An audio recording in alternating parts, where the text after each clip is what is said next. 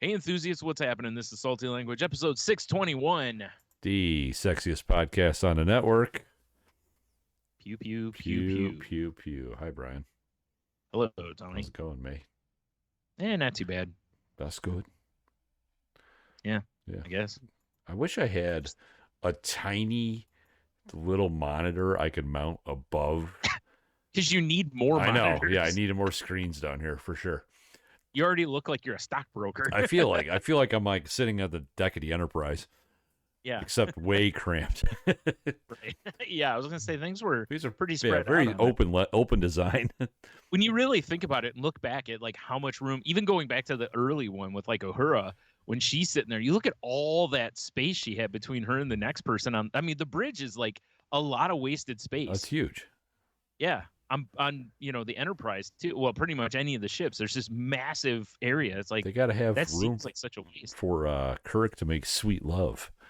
Oh yeah, that's true. You know. Well, what about on the in Next Gen? Well, I mean, obviously Riker. Yeah. Yeah, banging Troy all Oh over my that bridge. God. Yeah, There's so much Riker DNA on that bridge. He gets a half chub every time Picard says the bridge is yours, number one. Yeah, he's like, yeah, you have no idea. Picard's like, yeah, I do. Yeah, he's like, I've seen the footage Yeah. of you just fucking the equipment. Exactly. I've been in the holodeck rustling my Earl Greys. Yeah. Wearing my very low cut gray shirts. Very low cut gray shirts. Very sensual. Super sensual.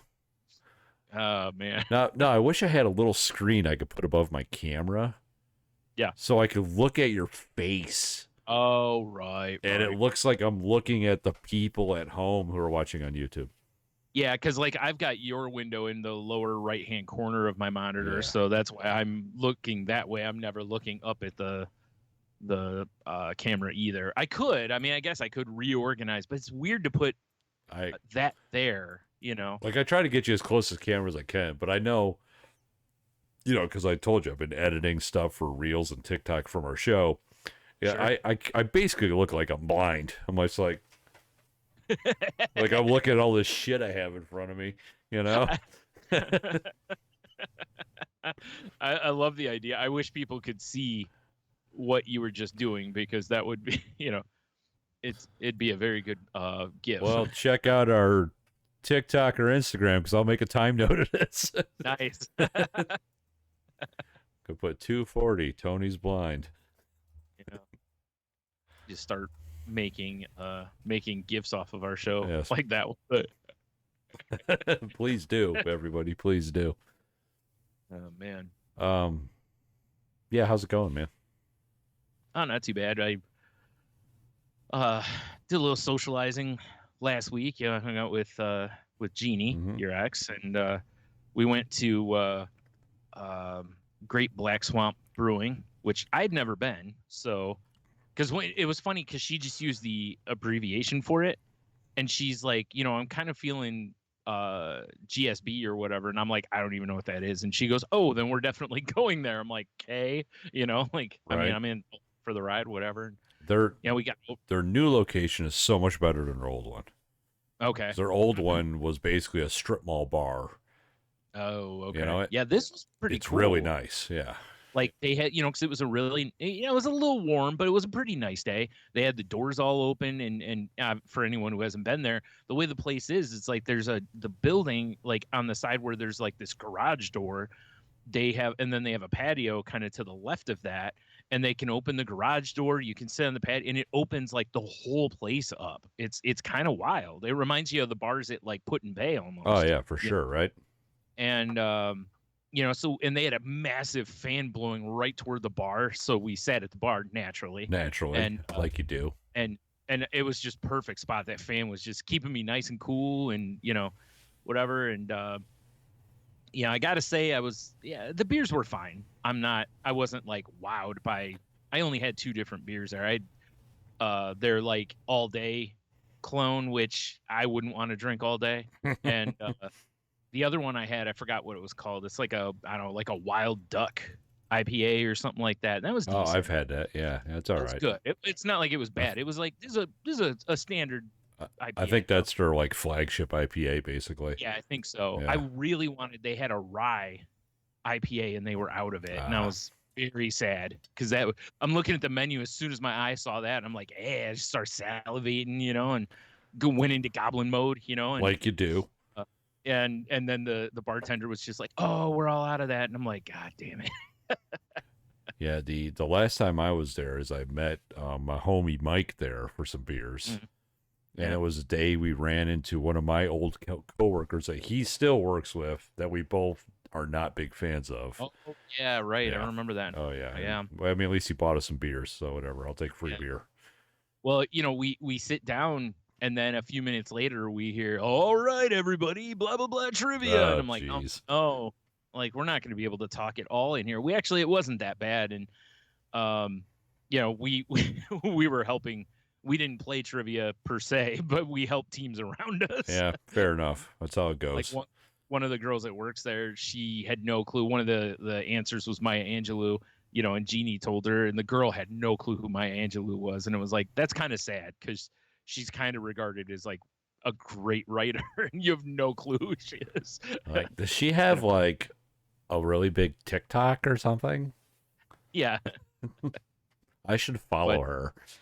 Yeah. But then I got to talking to the people on the other side because Jeannie went out to get tacos because they had a taco truck out front, which had some pretty banging tacos. I can't remember the name of the place, but tacos were good. But she went outside to get that, and I started talking with the guy next to us. It was in between rounds, and they had done a Name That Tune round, and there was like 2 songs that I just could not come up. One, I was like, I don't even know if I've heard this song. Taylor Swift. Right.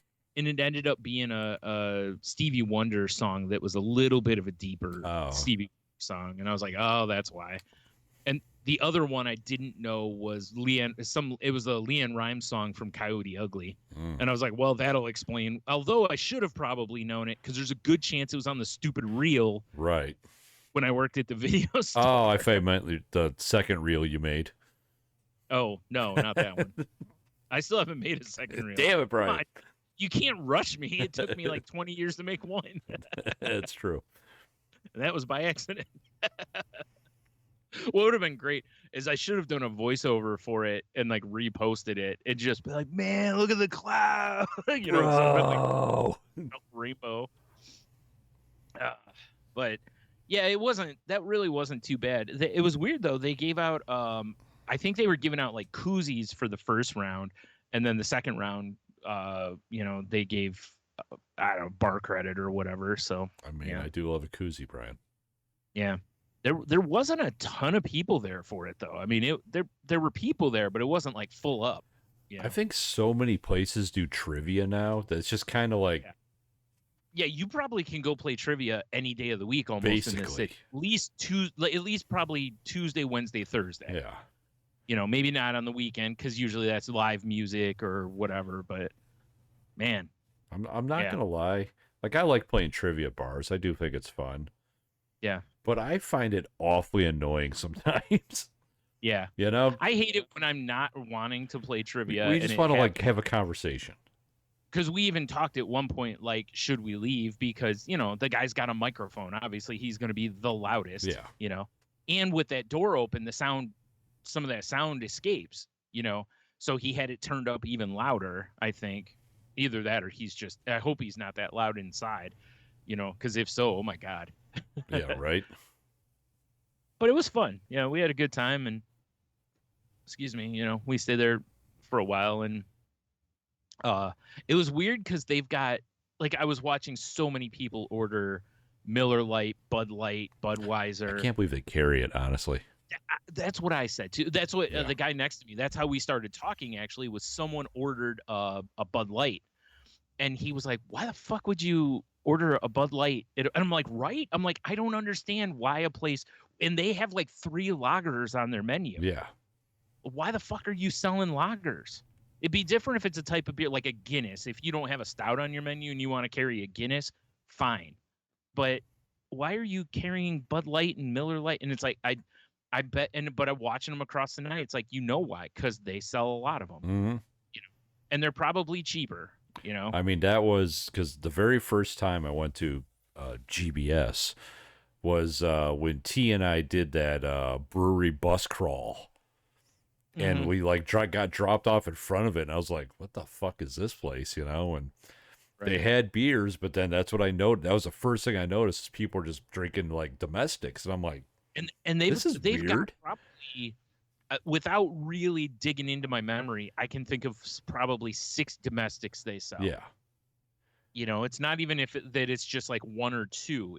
It's quite a few, and like I said, they have 3 lagers on their menu. I want to say, when they were out in Perrysburg at their old spot, they only had maybe 6 or 7 of their beers.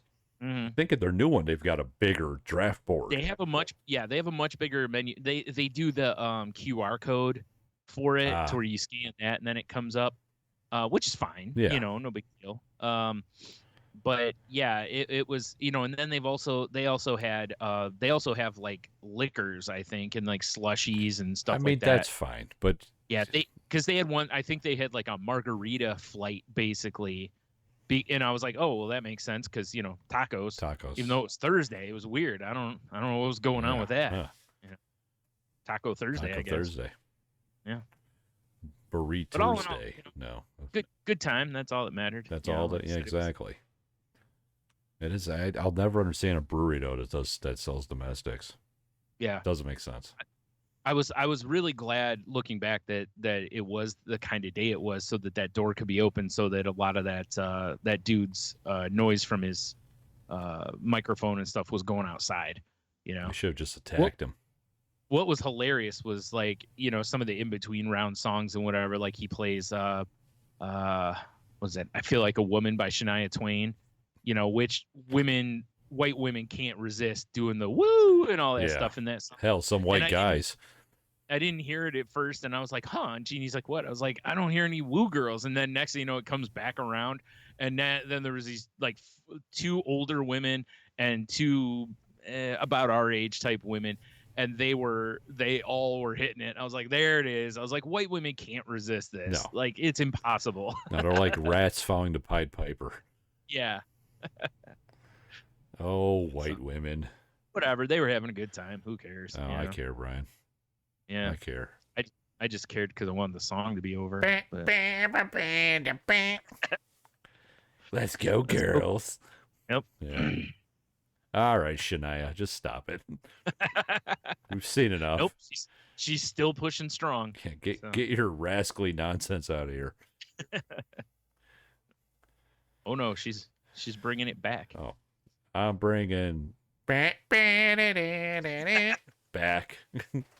You know what was funny in the Name That Tune round? Most of the trivia that I've been to, when they do a Name That Tune, when it gets to like the hook of the song, they mute it or stop it before that point. Because most of the time, the hook is where they're like, name of the song, kind of thing. For sure. The first song was Beat It, and he played it all the way through, and I'm like, dude, all you should have to play for that song is the intro. Yeah, that's all you should need. That's it. As soon as you should be like, Beat It, Michael Jackson. Yeah. Like done and done. Next song. Although it'd be funny if he played just the intro, but it was actually Eat It. Yeah, that would be really like fun. Everybody's wrong. What? Yeah. It was like one of the songs was Back That Ass Up. And the guy next to me, when they were talking about it, because it was before they turned their shit in, we were going over the songs because I was trying to figure out the ones I couldn't name. And he was like, yeah, that's Ja Rule. I'm like, that's not Ja Rule, that's Juvenile. And he's like, it is? And the woman with him was like, oh God, it is. And she immediately changes her answer. Yeah, I was like, because Ja Rule sounds like he like swallowed nails. Yeah. I was like, no, son. I was like, that is Juvenile. That's straight up Juvenile. What was fun was there was these kids that didn't even look old enough to drink sitting at the bar, and they were playing, and Casey and the Sunshine Band, oh God, what song was it? Make a Little Love. What was it? Get Down Tonight. That's the name of the song. That song came on, and the guy next to me he looks over and he's like, you guys don't have a fucking clue what this is, dude. And all of them were like, nope. And he goes, this is way before your time. Meanwhile, the two older women over in the corner were just like singing like they were at the concert. Yeah, fucking throwing their bloomers around and shit. Yeah, basically. And it was like, yeah, it's from their era. Oh yeah, exactly. Like that song came out, I believe, before we were born. Yeah. Like not by much, by like a couple years or a year, but I know the song because of my mom. My mom played a lot of that shit, so I heard a lot of it. But yeah, that's why it blew my mind when that Stevie Wonder song came on, and I didn't even recognize that it was Stevie Wonder. And I was like, that's wild because I've listened to so much different music in my life, especially older stuff when I was younger. Because as we've talked on here before, like my family listened to pretty much every genre of popular music. So I was just not side B of Stevie Wonder. I guess not. I was very upset. I didn't, the Leanne Rimes one. I was kind of like I should have known that because that was a big song when that movie was big, But still got 8 out of 10. So I mean, I did all right. You'd be all right. Not happy unless you get 100%. 120. Wait, what? 120. You're right. Like I got 12 right. Like there were only 10. Like, but I got 12. Yeah. Oh, I wrote down the song. Or who wrote the song too?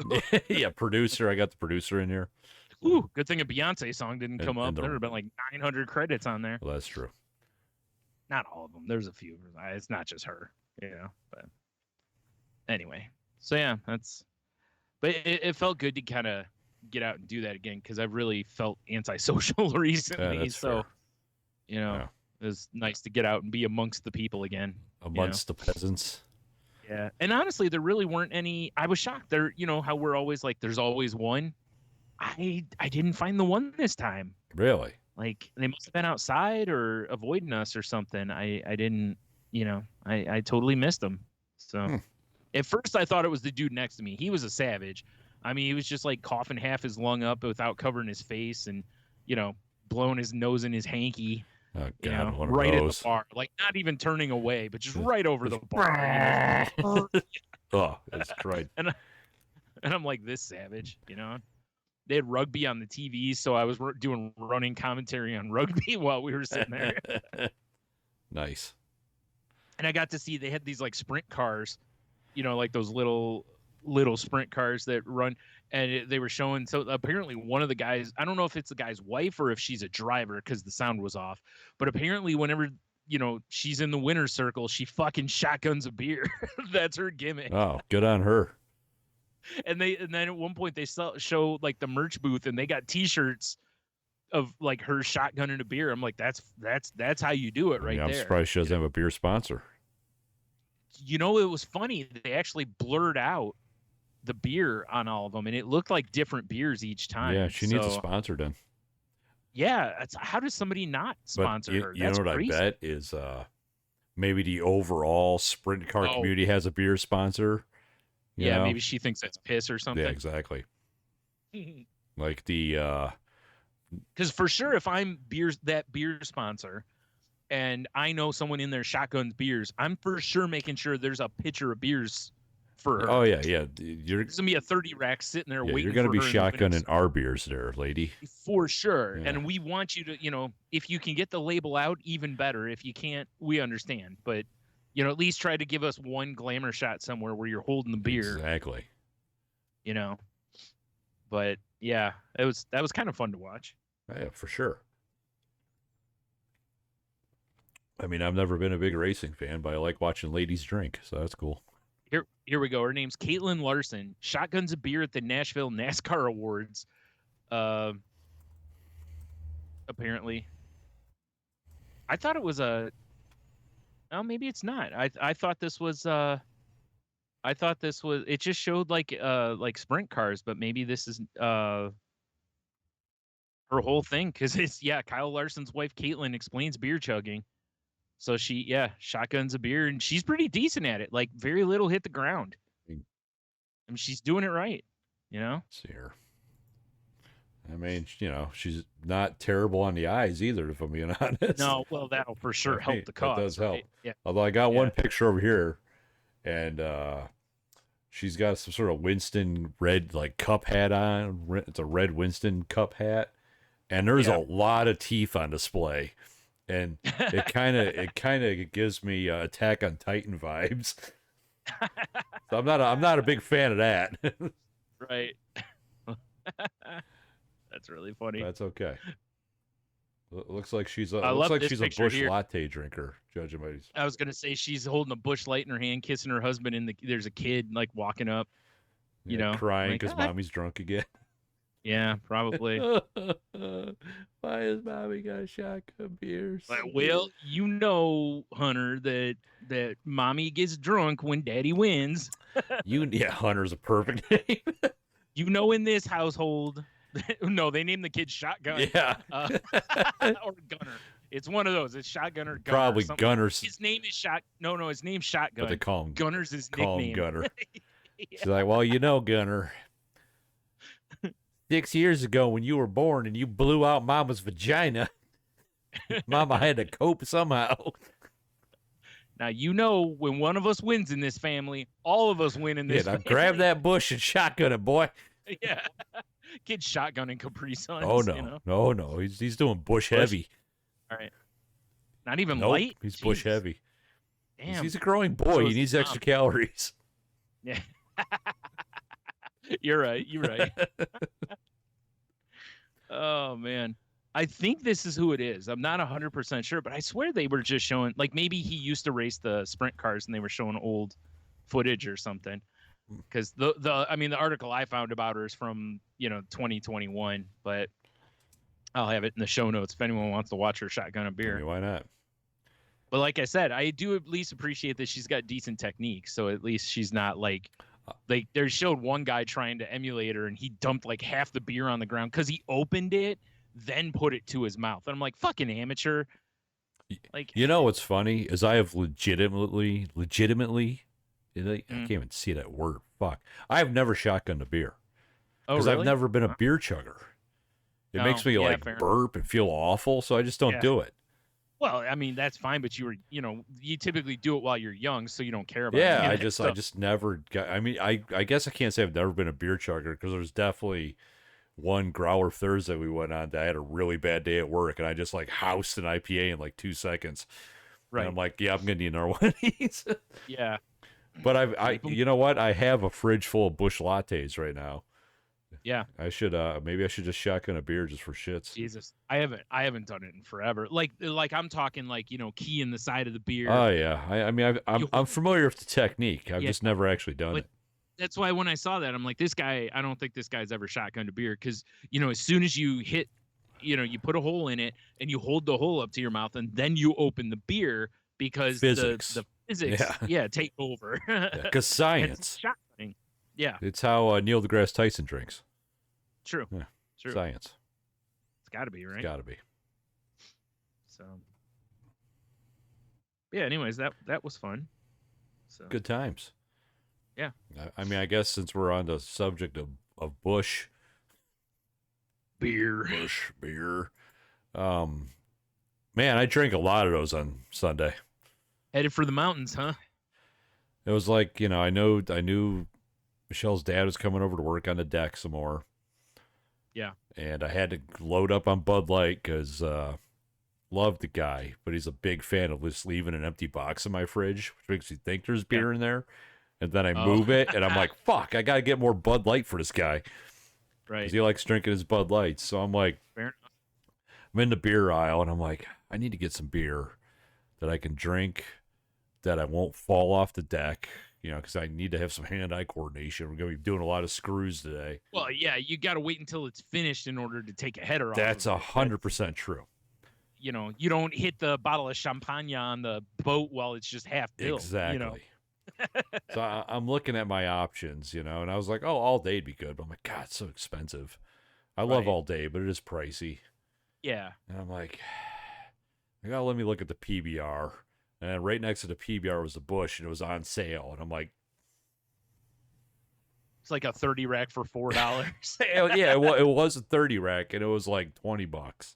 Do they sell it in any other version? I mean, honestly, I don't know. I've never paid attention.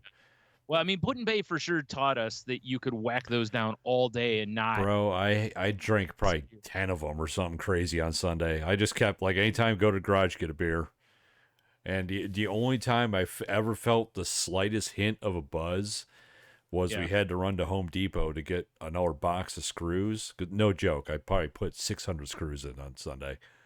Nice. Yeah, thank God I bought some extra batteries for my drill. Hopefully they were all where they were supposed to go. I mean, a couple might have missed their mark, but yeah, I got torn up my leg. but I like smashed my beer so we could leave, and that was the only time I felt a slight bit of anything. Right. Yeah, it was bizarre. I haven't had that many beers and not felt anything since maybe we were hanging out with Cheeto that one night. I was gonna say, since we were hanging with Cheetos when we were just crushing beers, drinking, and but we weren't like we weren't just like beer. You know, we were taking our time a little bit too. So yeah, it was weird though, man. You'd still think it would add up and wreck you at some point. I think, even if it was a sneaky move. I think it kind of did in its own special way. Because we didn't record that Monday after. Yeah. Because I did have, because, you know, we worked from like maybe 10 something till, I don't know, like 7. It was all day. And, you know, when they left, I was like, oh, I'm so hungry. I don't know what we're going to do for dinner. Michelle's like, how about you just take a shower? I'm going to order delivery condado nachos. I'm like, oh, fuck yeah. So we ordered some nachos. And they have a honey habanero sauce now. And I'm like, well, I got to try that. For sure. And pulled pork, honey habanero. Let's do this, right? Yeah. And it was delicious. But, dude, it was like, and I was dead tired. I'm like, I'm sleeping. I'm going to sleep all night. 1:30 something, I woke up just like, and I was just like, oh, and my throat hurt.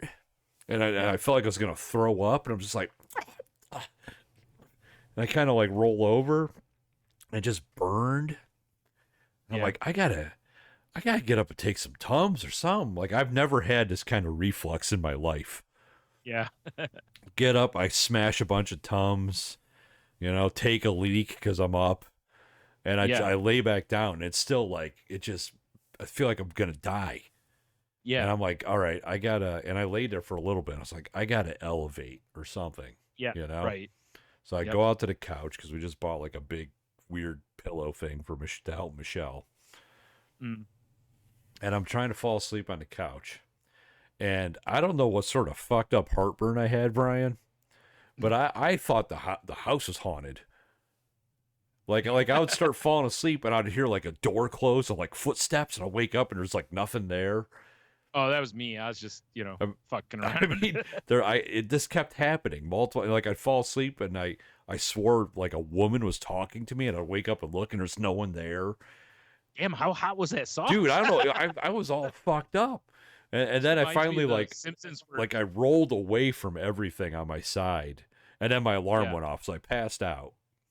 Jeez. And then at work the next day, I was almost late because I couldn't get out of the damn bathroom.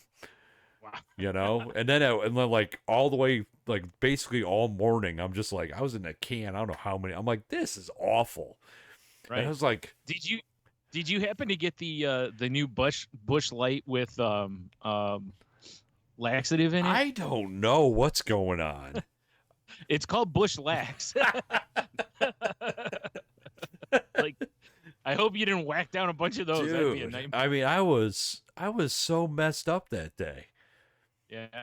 And I'm like, I'm sitting there thinking, I'm like, is it the spicy food?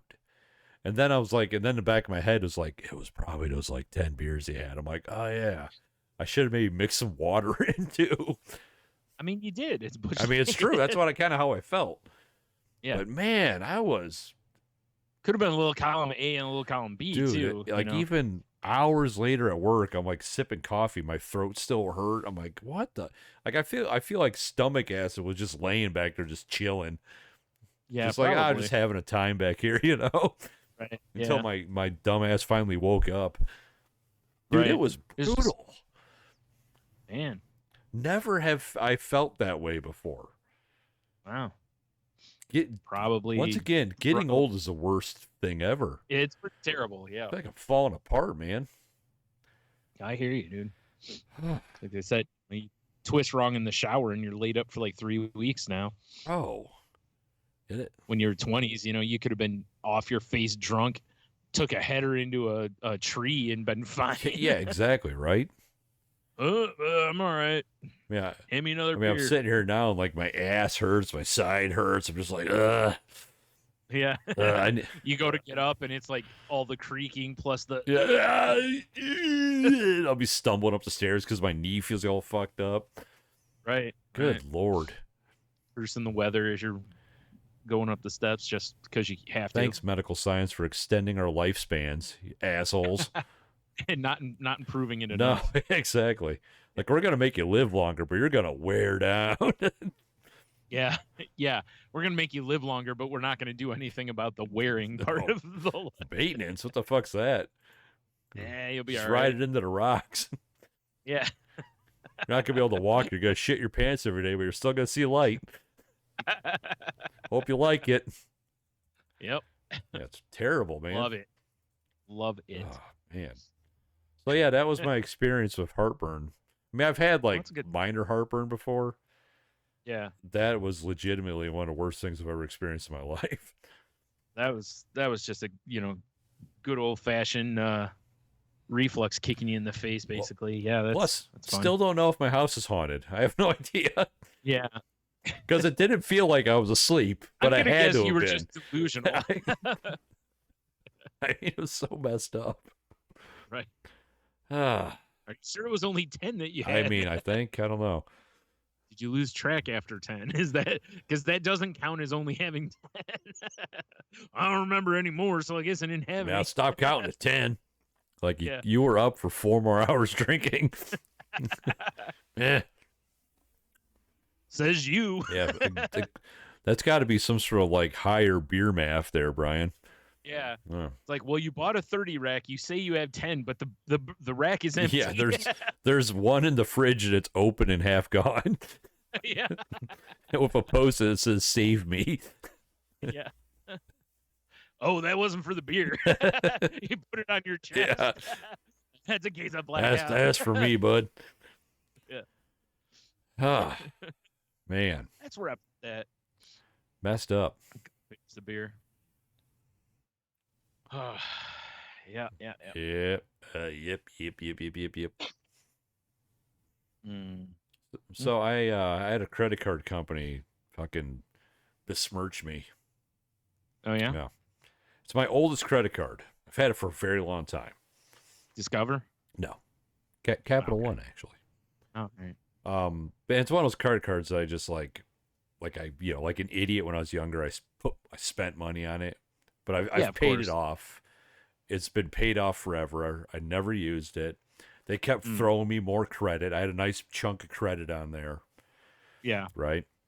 And then one day at work, like you get, I don't know, I'm assuming anyone has a smartphone. Everything updates at once in the morning. It's like, bling, here's all your shit. And I just see this email that was like, from Capital One. It's like, oh, we're closing your account. I'm like, the fuck is this? And apparently, in my junk email in April, they sent me an email. It was like, hey, if you don't use this card, we're going to close it. It's in my junk email. Right. Why would I check there? Right. And now I have this huge chunk of credit that's just gone, Brian. Oh. And it says right on the thing, well, we can't reopen this card, but you can apply for another one. It's like, right. I got an idea. Go fuck yourself. Because basically, I looked at that card as like a safety net. Like if shit goes sideways, I have that to fall back on.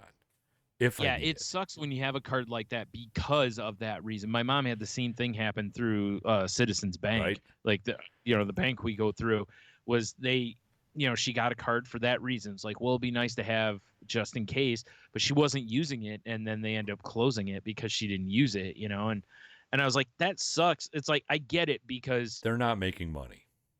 Well, that too, yeah. I mean, they'll tell you that the reason is because, it makes you more likely to get your identity stolen or whatever, because cards like that are just, tempting for hackers or whatever. But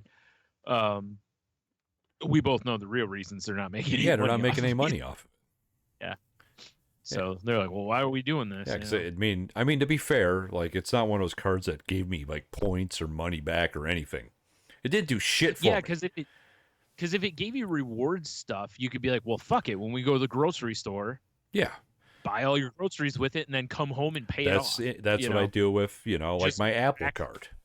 I'll put stuff on it and I just pay it off right away. Because it gives me money back.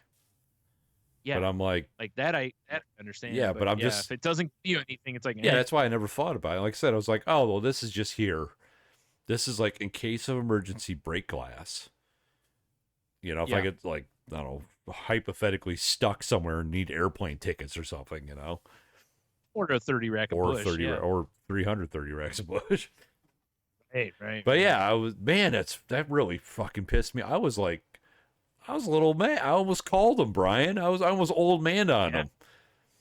And then I was like, you know what? Fuck it. It's just not my problem anymore.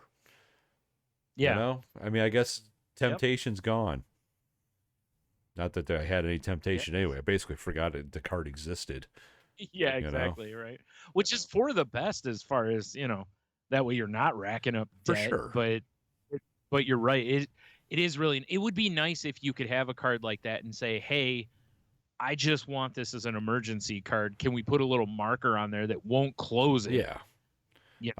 Kind of I mean, I guess I should have put like Netflix on it and just paid it off every month or something. That's I think I was gonna say, I've read that's what a lot of people do with their emergency cards. They'll put something like Netflix or whatever on it for that reason. Man, is that annoying? Because honestly, I haven't looked, but there's a chance that could affect my credit score too. I think it does, because my credit to debt ratio just dropped. Yeah, I don't. Yeah, and it's it I think technically is a closed account at that point. So it's probably not a big deal, but it's still the idea annoying, Brian. Still annoying. Yeah. Where this is like total old man ranting. I'm going right here. Love it. Love it. Yep. Yeah, going right from heartburn to let me tell you.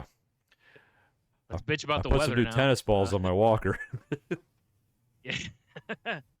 I had some cream corn earlier that just wasn't creamed enough. It wasn't quite creamed. It was more like chunky corn. Yeah. Damn it, when I order cream corn. Oh, speaking of corn, I'm up at the veggie store a couple days ago, and they had like all you can fit in a bag corn on the cob for $1. Did you bring your own bag? Yeah, no, like a drum liner. No, dude, I'll tell you what. Like they have those long produce bags, the clear ones, and that's the bag for it. And it is so funny. I was just enjoying watching people fill their bags, because strategically. Yes, what constitutes full for one person is only like a quarter full for another person. Like I put like 6 or 8 ears in mine and was like, this is enough considering it's just the two of us. Worst case scenario, I can always freeze the corn. Yeah, for sure. I can carve it off and freeze it. But I'm like, I don't need to get stupid here. There was a woman in there that I swear to God, there was not an inch of space left in that bag, to where I don't even know she could lift that bag without corn spilling out of it. It's funny you mentioned corn, Brian. Because I happen to have some corn right here. Oh, hey, how convenient. I would chug my Dr. K for that gig.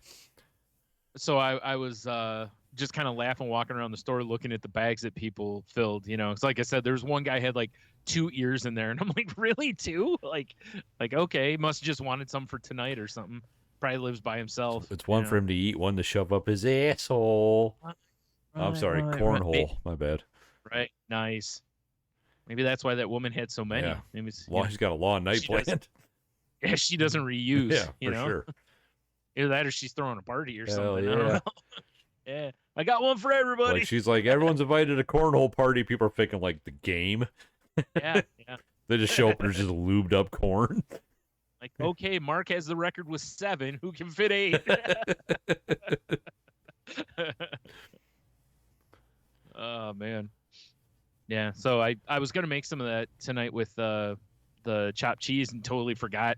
Get the chopped cheese all done. I'm like, oh, the corn. I didn't make corn, so well, I guess we're not having corn tonight. Corn's for later. Yeah. Were you slightly corn fused? Ah, I see what you did there. Yes. I'm all ears. Terrible. Come on. Terrible. Brian, I'm wilting away to a husk over here. All right, that was all right. All right. That one, I like that. I'll allow it.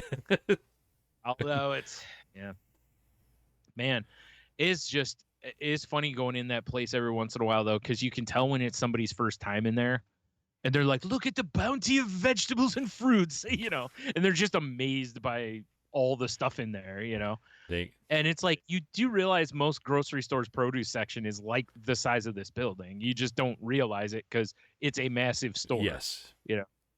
But going in there is like, it's just funny as people like, oh, they have this. And it's like, yes, that's what produce sections have. Have you never seen produce I mean, the one section that I will say that people are probably like, whoa, is like the weird Asian vegetables. Yes, I'll give you that. There are a bunch of vegetables over there that most of the stores around here don't really carry. Different types of peppers and like squash and roots and stuff. And they also have a better selection probably of various greens than most grocery stores do. Well, as far as I'm talking like collard greens. Yeah, because they got like mustard greens, turnip greens. Not like dandelion greens, like but not like lettuces, because they pretty much only have romaine and iceberg. Yeah, lettuce, which is very weird to me. Like, I figured they would have more lettuces, but they don't unless you want to buy like bag spinach from them or something. Right. But it is fun like watching a bib myself. A little bib lettuce. Oh, I thought you just meant wearing a bib. That too. I've seen you eat. It's probably a good idea. With the shorter beard, you need it. When you had the longer beard, you didn't need it. That's true. Because you had one built in. Exactly. Yeah, like I said, it's just fun watching people roam around that place, and they're just like all pie-eyed, and then I'm like, the seasoned pro, and I'm like, get the fuck out of the way! I'm trying to get bananas. Exactly. Move, bitch! Get out the way. It's like, God damn it! It's like, stay to the right. Well, people do suck. You do realize that. Yeah. They've been really busy lately too, and it's like, Jesus. Like, I went up there the other day. I just need like apples, bananas, and grapes is all I was going to get. Fruit salad.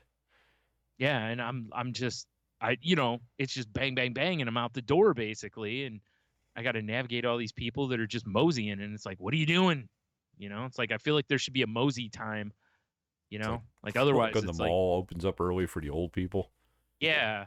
It's like, listen, if you want to mosey, you got to get here at like opening for the first hour and a half or whatever. You can mosey all you want. After that, it's all business time in here. It's, I mean, it's left. I have a theory is that food's super expensive. That's why it's still pretty cheap. True. Yeah. It's not as excessively cheap as it used to be. Right.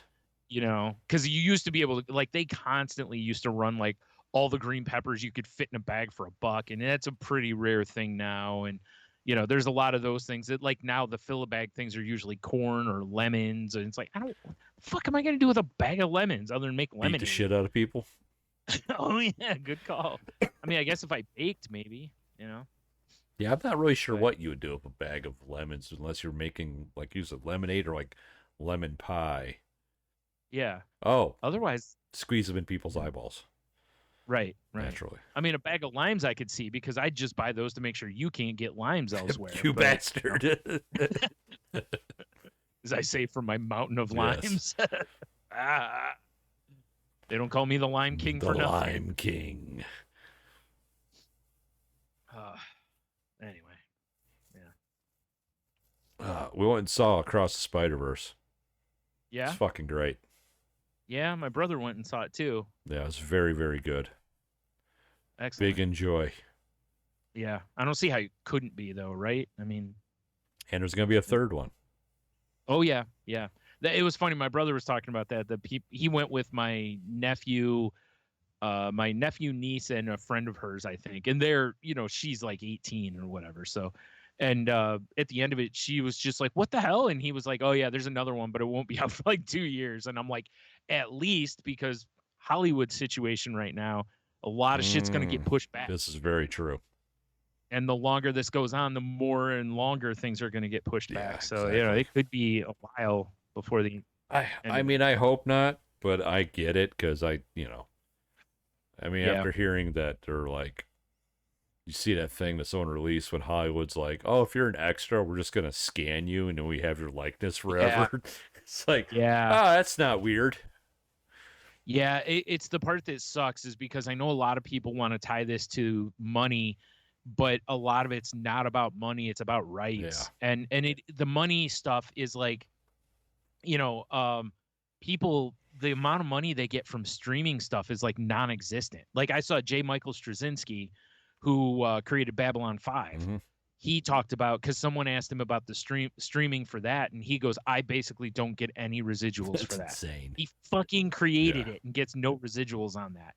Meanwhile, and don't get me wrong, a lot of that has to do with, first of all, when they signed those deals, streaming didn't exist. So the way the rules should be is like, okay, there's a new way to enjoy this. They should have to renegotiate with the people. I don't feel like we signed it in perpetuity should carry over when there's a new technology kind of thing, Right. Like I feel like just in good faith there should be a renegotiation, or like you read the shit about what like bad deals and stuff. I mean, they're good deals that turn into bad deals. Like the dude who created Squid Game got, what was it, like $1 million or something for it, and it ended up being worth like $900 million to Netflix. Right. He got nothing extra, no back end, no nothing out of it. And that's why like the star of the show wanted, I forgot how much for the second season, and Netflix was fighting with him over it. And I was like, good for him. When you go, hey, this is worth $900 million to you, you can pay me $500,000 an episode. Oh yeah, for sure. You can afford it.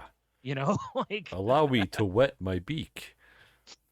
So but it's about a lot of that AI stuff and some of the day rate stuff where they pay somebody like so much per day, but then they want you to work like 18 or 20 hours, for that same rate. And it's like, come on, it's like, it's just, there's a big mess. Yeah. There's a big mess. And it's not about the actors like The Rock who make 25 million a picture. It's about the people who make very little. Like they said, 87%, I think it is, of SAG members can't afford the healthcare, or don't qualify for the healthcare. And you only have to make like $27,000 a year. Yeah, it's insane, isn't it? That's ridiculous. Now, granted, some of the people, I get it because they're extras or they only work sporadically. But if you're constantly working in pictures or TV shows, I feel like you should at least be able to qualify for insurance. You know? Would think. That's crazy.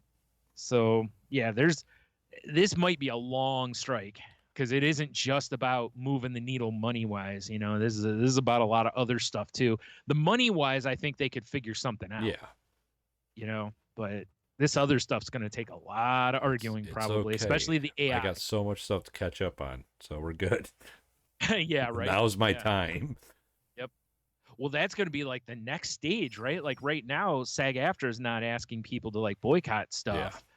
But at some point, if it drags on, they will. They'll ask people to like cancel streaming services, and I'm like, yeah, that's where you're going to start losing people. Yeah, like people go, I'm going to be like, yeah, I'm not a paid actor, so I like my entertainment. Yeah, it's like as much as I love and root for you guys, I want you to get, proper recognition and pay structures and conditions. I also I kind of need this stuff because I need something to do. You're fucking with my home life. Yeah. So I don't know what to tell you. Like I love you, but I also still want to watch my TV. So on a real quick note, Busch Light tastes amazing when you're outside in the heat and working. Just casually drinking it, it's not good. I took that first sip and I was just like, oh God, what is this? Right. It's weird how it was so refreshing in the sun. Yep. Fucking weird. It's like you woke up with the last call hookup. Yeah, exactly. Whoa. Oh God, what have I done? Oh no. Yeah. But it's it's the beers I grabbed out of my fridge for podcasting, so yep, that'll teach you. Guess I'm ride or die. Yep. Man. Did you see yeah, hold on, I gotta pull the article up here. I have it. There it is. There was I'm trying to see what event it's in. there was an MMA event or a boxing match. That's what it was over the weekend. And Daniela Hemsley is the name of her. After she won her fight, she flashed everybody. Like full on tits out, like no nipple covers, just lifted her shirt and paraded around with like her titties out. Oh, no, I can't. Apparently she's also an OnlyFans model. I can't say I saw that.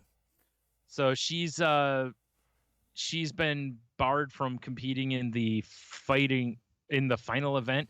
So that must have been like a preliminary, or another round, and she's not allowed to participate in the next round. Make sure there's no nudity up here before I pull it up for YouTube. There's not in the one I have. That's from the New York Well, Post, I just pulled up Google image search. Yeah, right. Yeah. I mean, you can for sure see the uncensored version if you want to, because that's how I first saw it, was on Twitter. Somebody was like, "Can you believe this?" So. Oh, that's. I mean, I'm sure her OnlyFans spiked heavily. Yeah, I would think so, right? I mean, she'd probably rather show off her titties than get punched in the face. I would. Same. I mean, if you gave me the option, show your tits or get punched in the face, I mean, first of all, I'd ask how much money's involved. Well, yeah, absolutely. It's, if it's like $20 for showing my titties and, $2.5 million for getting punched in the face, I mean, I'd consider getting punched in the face. Yeah, that's a weird celebration. Yeah. I'd be like if wow, I just completely blanked on. It'd be like if Nate Diaz won, he just pulled his balls out. Yeah, exactly. Just juggled them in the ring and walked around. Yep. Yeah. Which sounds kind of like Nate Diaz. That's a baller move, literally, but it's it's an odd choice. Yeah. Well, it's like it reminded me, like when I first read the thing, and it says, boxer flashes crowd, and I'm thinking like sports bra. Yeah. Right. I'm thinking like the women's soccer team. I can't think of her name. When she scored a goal and she would take her shirt off like a lot of the guys do, but she still had her sports bra on. She wasn't like tits out. Yeah, exactly. Even though who the fuck cares? I mean, like the guys box without shirts on, so I mean it's not But that's right, Brian. We're going to open up the Salty Language Lingerie Boxing League. I think it's probably, the Salty Language one doesn't exist, but no. How about the Salty Language? You can just give me like, topless boxing league. I like it. I don't know, man. I don't think I want to watch titties get punched. Mean, at least once. I kind of want to see it once. Okay. Just for science. I'm sure there's a market. I'm sure there's a market for it. Yeah, well, because guys are creepy. There's absolutely a market for it. Titty punching probably is already a thing on FetLife. Oh, yeah, I thought you meant topless boxing. Oh, well, that might be too. Yeah. It's like, come on, hit that titty. Hit that titty. Yeah, how many points are the titty worth? Yeah. If she hits it right in the bullseye, is it worth more? Fucking guys are so weird. Yep. Well, I guess good on her. I am curious. Oh, she said she's going to take some time away from boxing, which makes me wonder if like she's basically was just like, I'm done with boxing, but hey, look at these tits. Oh, here we go. She says, I did actually have tassels on, but the sweat stuck them to my bra. I mean, that's pretty funny. Okay, so wardrobe malfunction. She just meant to flash tassels and ended up showing the full package. I mean, still seems like an odd choice, but yeah. Hey, whatever. I don't have sweet titties to show off, so she's probably gonna run the find the same thing that like Paige Van Sant found. Remember when she was negotiating with UFC and the offer that Dana White made to her? She was like, I can just be a model or show my tits and make more money. Like yeah. And I don't have to get punched in the face, basically. Or head kicked in that. Or head kicked, yeah. And then she left, that, and then she went into like bare knuckle boxing, or bare knuckle fighting, which is a whole different crazy to me. But I don't think she did a lot in that. She was training for AEW, but I don't know if that's still going on or not. But I know, apparently she's doing real well with the. I don't know if it's OnlyFans or whatever, but she's doing just fine. I'm sure she's doing great. Yeah. And, there was a wrestler by the name of Mandy Rose that she got let go by WWE because she had an OnlyFans kind of site. And she, they just kind of blindsided her a little bit with it and just cut her. and she's making like crazy bank Oh, doing sure. it. So she hasn't even like talked really with any other wrestling promotions about like coming back to wrestling. And I'm like, yeah, she shouldn't. Why take the bumps if you can just fucking show your tits and you're okay with it? You know? I mean, the only thing I can say is there is a shelf life to that. Oh, At yeah. some point, but she's in the prime. although, You know, so to be fair, and it's not like wrestling really gets you a retirement usually. yeah, that's true. Yeah, it's called a casket. Yeah. And they don't even buy it. To be fair, though, I did watch the Muscles and Mayhem, the American Gladiators doc. I just finished it today, actually, this morning while I was getting ready for work. And Sky, the lady gladiator, she has an OnlyFans because she talks about it on the documentary. And she's like an older woman now. But she says she was basically like, guys like big, strong women and feet. Fair enough, I guess. Yeah. And she probably, hey, whatever. No, more power to you. Yeah, that's, I mean, we've said it here before. For sure. Get your paper. Exactly. You know? Yep. I mean, if I could quit my job and just show off my 45-year-old balls. Oh, I thought you were going to say feet. And I'm like, dude, no one except like Ripley's Believe It or exactly. Not. Science wants to look at my one toe, but I won't let them. Yeah. That's my buddy. Holding out. That's my refusing to donate your body to science just to spite him. Exactly. No, I totally get it, Yeah. Well, especially like these ones where it's like your career options are like you said, get kicked in the head or show your tits. Yeah. If you're cool showing your tits, just show your tits. Just show them off. You know. Well, and like Paige Van Sant has other talents too. I remember she seeing does. Her on, oh wait, what? Nice. I remember seeing her on Ridiculousness, and I had forgot like she was on an episode of Chopped. I don't remember if it was. I think it was a celebrity one, and she won the episode she was on. Nice. Like she went to culinary school, so it's like she has other options if she wants to. But hey, whatever makes you happy, man. Exactly. You can make bank off of it. Get after it. Who cares, man? As long as it ain't hurting anybody, as far as and it's consensual. Whatever. I could give two. Who cares? Pretty much how I live my life about anything people want to do. Exactly. As long as it's not harming someone, unless it's consensual. Because if you harm them and it's consensual, that's fine between too. you guys. Yeah. Not my bag, but if it is yours, like I said, I'm not here to yuck anyone's yum. Exactly. So yeah, but this just cracked me up because I've never seen a woman just flat out like, here's my titties after winning a match. I mean, I guess it's a way to celebrate or something. Yeah, I guess someone, I didn't see who, or is it two-time gold medalist Clarissa Shields condemned this woman and said, this is a step backwards from women's boxing, which I don't know. I mean, you can argue that, I guess, right? Like for the sport of boxing, it probably is a move backwards, but also it's like for the free the nipple movement, it's a step forward. Yeah, exactly, right? So, whatever. Whatever. Yeah. Also, this company, it's Kingpin, but they spell pin with a Y. So, fuck them people. I'm not very impressed. No, exactly. No one cares. Kingpin with a Y. I hope she's making enough off her OnlyFans. I'm sure she will after this. Meaning being on our show, to make up for not being able to box in that man, final, that really hit me. Because that final purse usually is where all the money really is. Yeah, for sure. I guarantee her day after her in the ring titty flash, she made more money than that purse. Probably. I mean, I'm signing up for it right now, so I've signed you up for it. All already. right, perfect. Unfortunately, funny thing was the link was purple. So. Yeah. Dark purple. Dark purple. Angry purple. Yeah. Speaking of angry purple, no. If I had sexual, that'd be a great segue. That would be great. That documentary was cool. That Muscles of Mayhem. Now that's the Netflix one. That's the Netflix right? one, yeah. Okay, because there's a 30 for 30 on it. Oh, too. Really?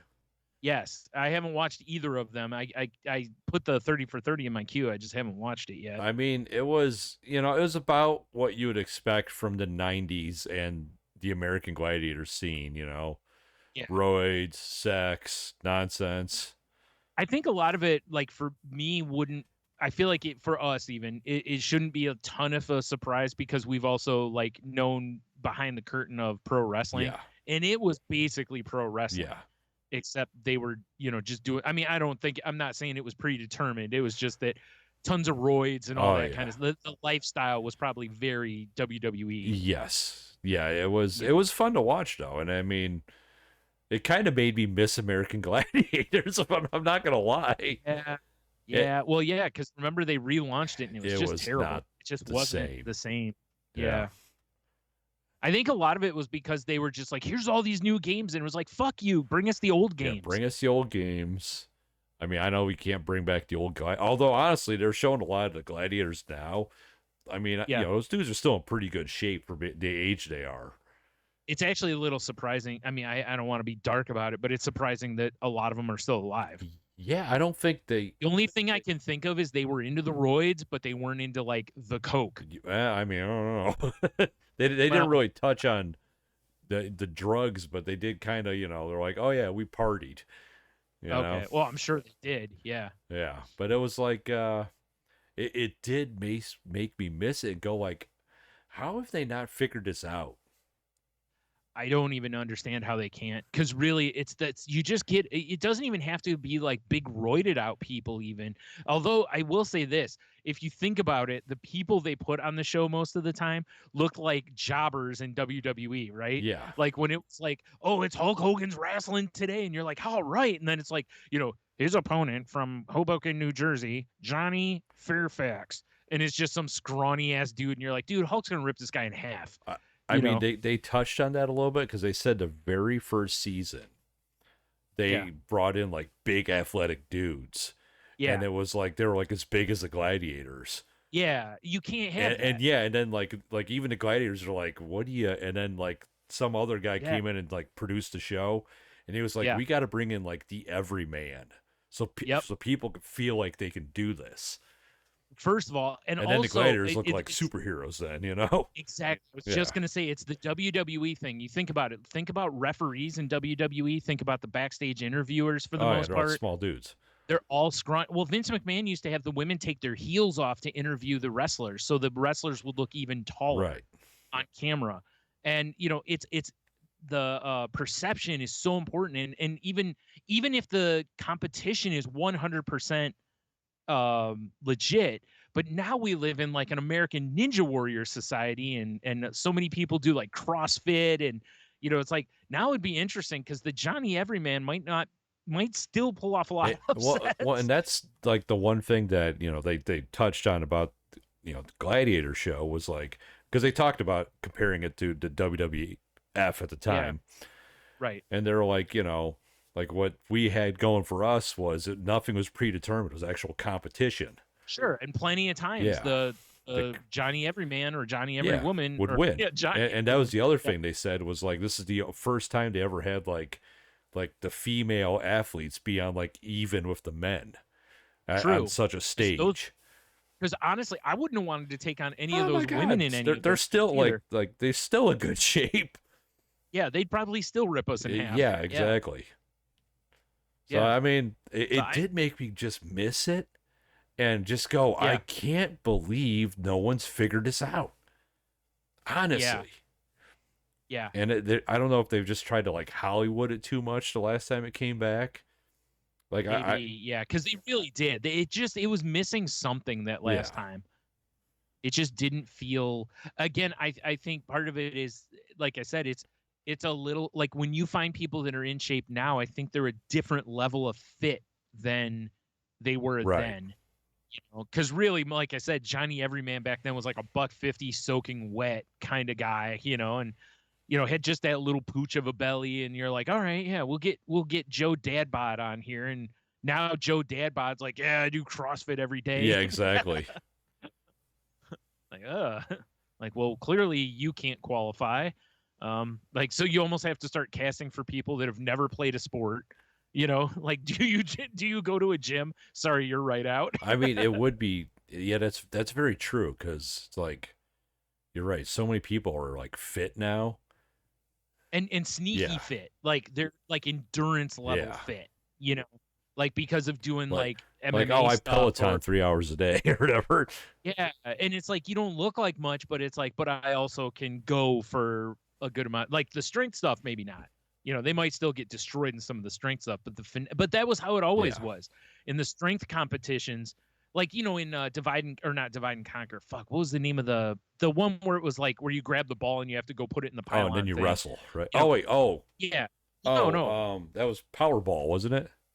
Powerball, yes. Where you had to just finesse them. You weren't gonna outpower them. They'll destroy you if you try to go straight at them. Because most of the guys were former football players. You know, they know how to open field tackle. So you got to pull a spin move or a little okey doke or something on them to really get a point. But then some of the other things, you could beat them with just, you know, being nimble basically because they were meatheads. they're all big fucking dudes.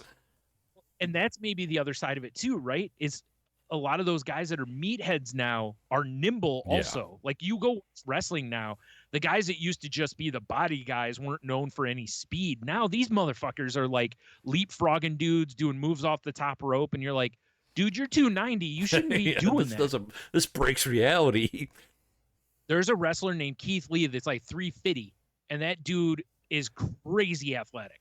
I mean, he was a former football player and all that, but it's like, he leapfrogs guys, you know, when they go off the ropes and stuff. Like he does shit like that, and it's like you're not supposed to be nimble like that at that size. You know, you're supposed to keep your feet on the ground all the time. Of course, that's old wrestling theory too. But you know, if you're big, you don't leave your feet basically. But now a lot of these huge guys, you know, leave their feet and well, not just like ooh whoa, like not like Brock Lesnar doing a shooting star, you know? Right. I would love to see this come back with today's athletes, honestly.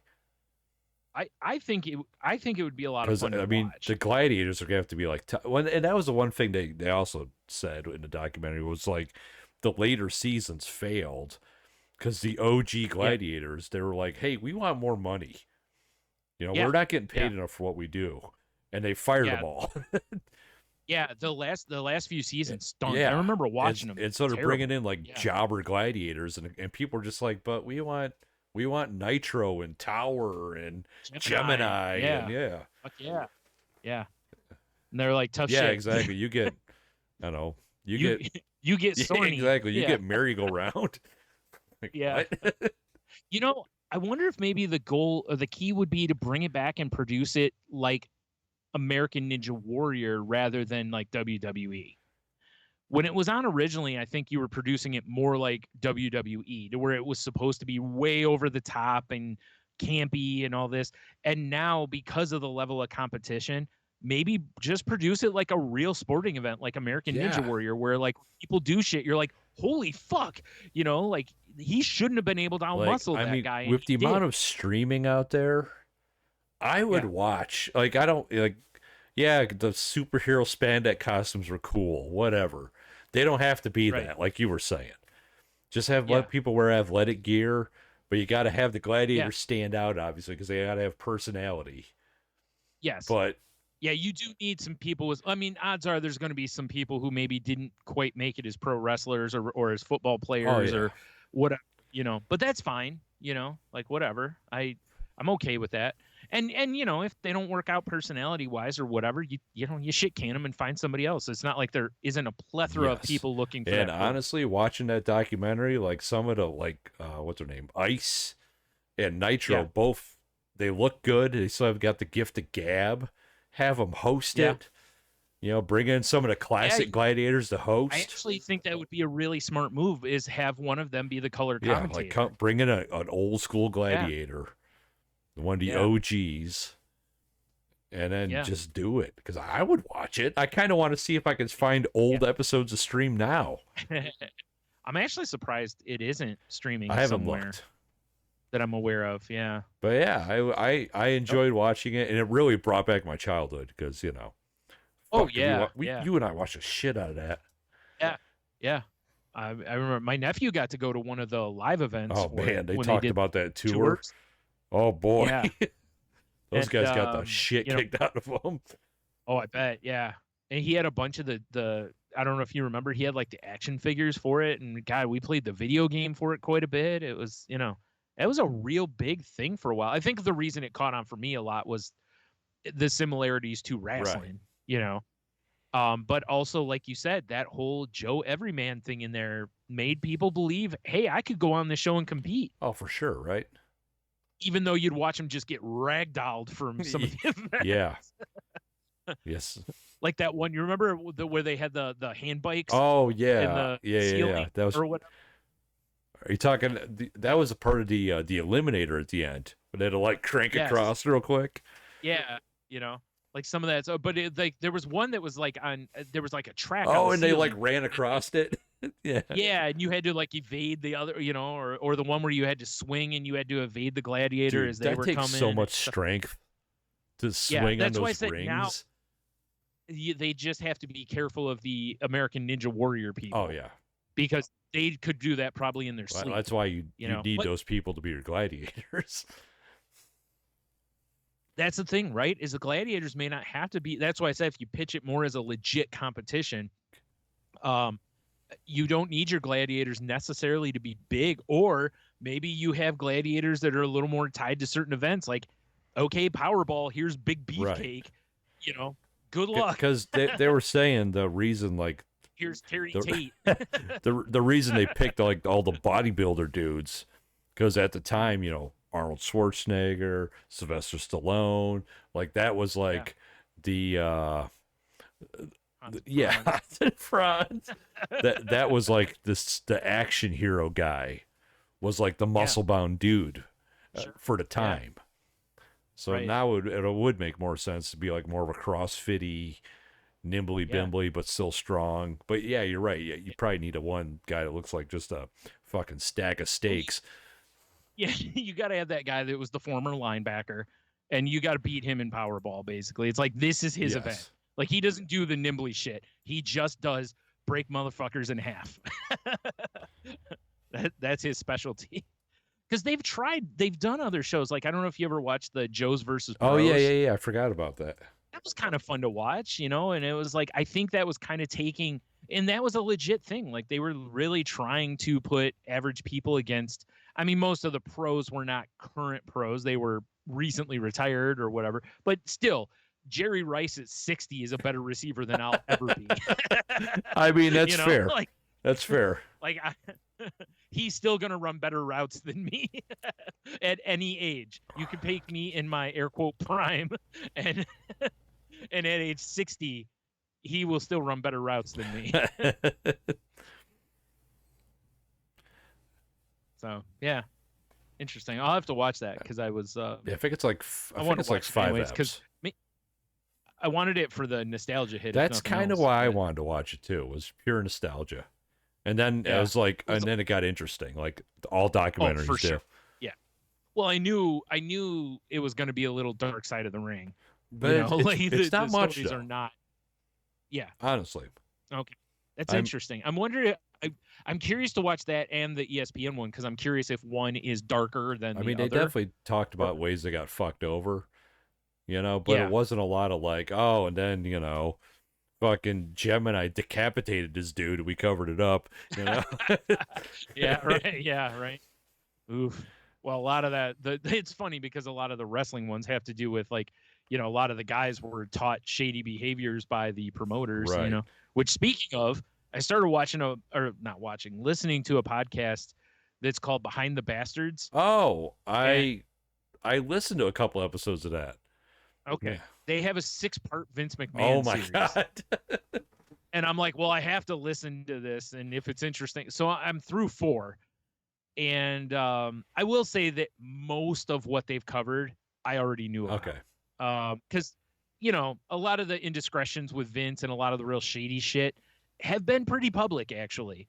The steroid stuff, the Jimmy Snuka cover up, him notoriously being a cheater on his wife. Those are all kind of known things because honestly, he's all but bragged about most of it.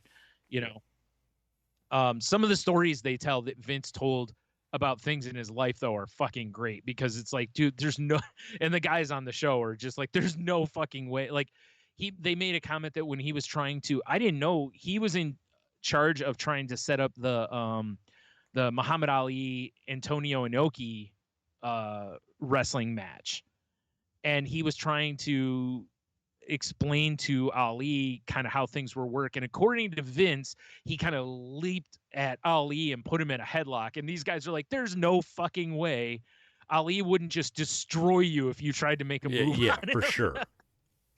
And I was like, and they're like, "There's no way, even on his best day, that Vince McMahon is going to get the jump on Muhammad Ali in his prime." Yes. And I was like, "Yeah." Oh, you mean the great one? Yeah.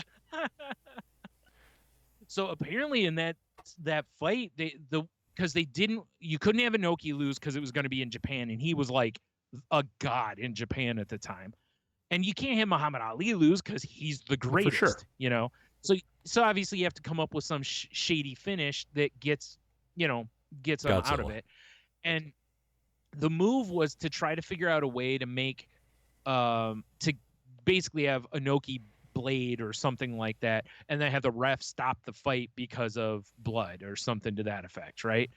And at one point, apparently Vince had it all planned that he was going to somehow sneak a blade to Inoki, and Inoki was going to cut Ali's forehead without Ali knowing. Oh my God.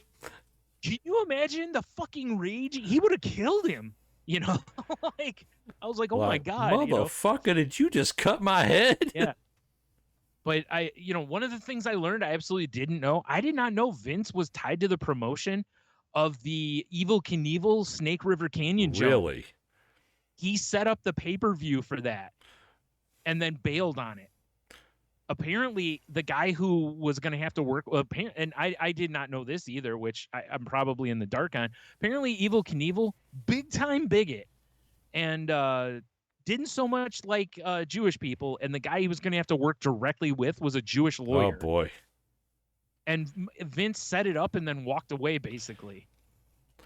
I was like, oh, boy. Wow. Yeah. So, yeah, good times. But it's a very interesting listen, especially if you don't know a ton. The first couple episodes, there's actually a lot during the episodes that really isn't about Vince. Like when they talk about Andre, Right.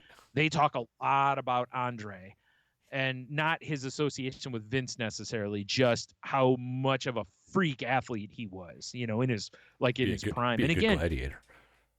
Oh, dude, not now, probably, but just trip over his coffin. Oh, he's down. Oh God, how in the hell? That coffin wasn't even near him. But yeah, they even talked about the way they tied it to Vince was how Vince basically, when Andre got towards the end of his career, they even point out, they're like, in wrestling, when you're going out, the phrase is you go out on your back, meaning that you put over younger talent to keep the business going. Because if you're a dude on his way out, winning your last match actually doesn't do anything for your legacy. Right. And it doesn't do anything for the guy you're going against typically, so that's why usually you go out on your back because, like Ric Flair in his final match put over that young upstart Shawn Michaels, who was like, 2/3 of the way through his career, but he handpicked Michaels to be the guy that put him down, but still, you put over the current talent, and with Andre, the way it was done, Andre was basically dying. That's, his knees were shot, his back was gone. He was in horrible shape toward the end of his career, could barely move. And Vince basically didn't see the fact that this guy that he considered a really good friend was fucking dying for the business, and give him maybe give him a better send off than just, oh, you're a fucking heel, you lose to Hogan, right. Basically, he just shit on him, and it just with no awareness of the human there. All he did was see him the way he sees wrestlers, which is, oh, you can't go anymore. Yeah. Next, and it's like, that's what they feed with. Like, that's what they're building, is showing how much of a bastard Vince is. And it was like, yeah, it's no secret to any wrestling fan that Vince is a real piece of work. Piece of shit even. But it is interesting, a couple of the things they talk about in there, because they mention about how Trump has openly said he learned a lot from his time working with WWE. And one of the things I didn't know, there was an area like when Vince and his wife Linda owned a stadium, and they were going to like lose their liquor license or something like that. They went to the town hall meeting and had tons of people storm the meeting to where basically they couldn't operate business as usual, and they ended up couldn't get the votes they needed to take away the license. And I'm like, oh shit, people have been doing that over the last like 5 years, especially at town hall meetings, school board meetings, all that. That tactic has resurfaced. Interesting. And I'm not saying Vince and Linda invented it, but they for sure utilized it, and who've been pro-Trump have used that technique. And there were a couple other things they mentioned in there too, and I'm like, holy shit, Trump used that. Like Trump did that in his campaign. That is interesting. And, you know, because they even in the first episode, the one guy even says, I don't know if we have the current Donald Trump without Vince McMahon. And he might be right. That's pretty wild. Yeah. So, like I said, it's a very interesting listen. Each episode's about an hour and a half. I mean, and like I said, there is a lot that isn't necessarily about Vince. Like the first episode or two are more about early wrestling, because the guy's setting everything up, basically telling the whole story of how Vince came to power, basically. Right. I mean, that makes sense. You got to tell the story, right? Yeah, but you don't have to have that for it's like, really, if you want to learn about Vince, you don't have to have that. But he's also showing how most wrestling promoters are garbage people. Right. Like Fritz Von Erich, the head of the Von Erich family. And oh boy, you want to watch a dark side of the ring that'll really get you going. That's the one to watch, the one on the Von Erichs. Holy fuck. Like he had 4 sons, 3 of them died by suicide, basically, you know? Wow. And yeah, they were a real dynasty family, but boy, oh boy, there's a lot of mess in that family. It sounds like it. Oh, man, it's something. Yeah, Dark Side of the Ring's a great watch anyway. But anyway, so yeah, that was that's been interesting. Like I said, even though I know a lot of it, you know, there's been little fragments that I haven't heard or whatever. It's like, oh, you know, like, wow, okay. Well, isn't that interesting? I mean, you know, I went in knowing and thinking that Vince was a giant sack of shit, you know? So, like you do. Yeah. So it's hard to be surprised when I already know. I mean, God, his first tactic as a promoter was to put all the independent promoters out of business. I mean, that was his dream when he took over WWF from his dad. When he bought it, was to basically bankrupt all the promotions. Yeah, 7 years ago, we should have done the same thing in podcasting. Oh, right. And like they even say, if his dad would have known he was going to do that, he would have never sold to him, probably. Because his dad was friends with all those promoters. And, you know, those promoters had like working relationships. Like, you don't come into my territory, you know, or we trade talents, you know, that kind of stuff. And Vince went in and was basically like, fuck all y'all. Yeah.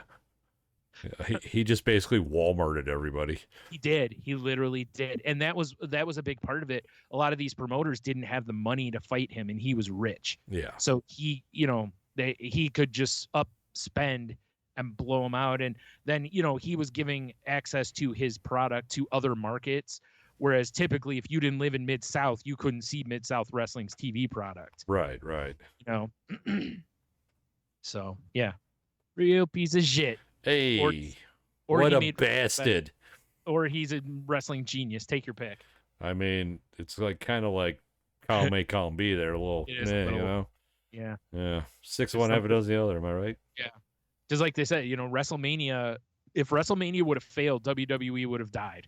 Right. That would have been the end of it, because he literally put all of everything into that event. You know, but put all his eggs in one basket. He sure did. That egg was worth 40. Just to let you know. Yeah, well, it paid off. So, I guess I've heard he's done all right. Yes, exactly. Even though, you know, still giant sack of shit. Giant sack of shit. They should have never been allowed to regain power after that deal with Endeavor, but here we are. In fact, Monday morning after 10 Busch Lights and nachos, I had a case of Vince McMahon's. Yeah. He would have looked at all that stuff you consumed and been like, why the fuck are you eating that, pal? Exactly. I'd be like, shut up, Vince. That's not chicken and steamed broccoli. I'm about ready to McMahon all over the place. Making a McMess for sure. Yes. Oof. Oof. You know, it's funny. I'm 4 episodes in, and they haven't even gotten to how he's a horrible, like he was horrible to his children, really. Yeah. Hey, son, jump off his 30-foot cage, you piece of shit. Yeah. Hey, daughter, you're a whore, and I'm going to show it on TV. Yeah. Let's get you some big knockers. Now we need some titties. Yeah.